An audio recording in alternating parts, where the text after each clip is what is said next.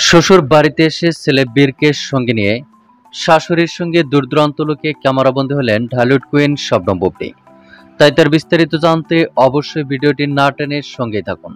প্রিয় দর্শক, সম্প্রতি কিছুক্ষণ আগে ঢালিউড কুইন শবনম বুবলী তার সোশ্যাল হ্যান্ডলে একটি ছবি আপলোড দিয়েছেন।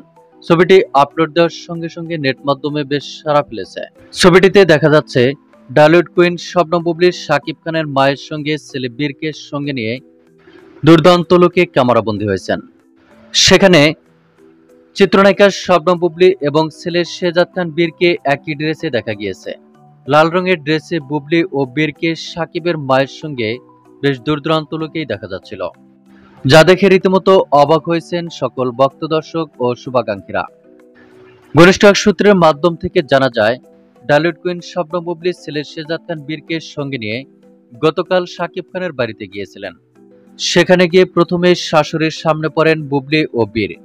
দীর্ঘদিন পর বুবলী ও বীরকে দেখে রীতিমতো অবাক হয়ে যান সাকিব খানের মা।